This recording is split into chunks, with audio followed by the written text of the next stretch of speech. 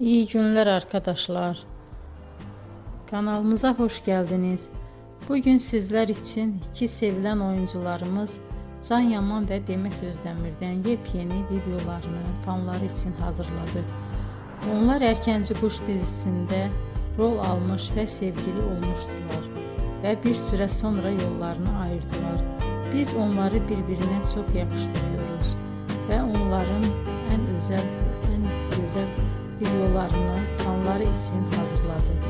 Arkadaşlar, emeğinize saygı olarak yorum yazıp abone olmanızı diliyorum. Herkese iyi günler. Hoşça kalın.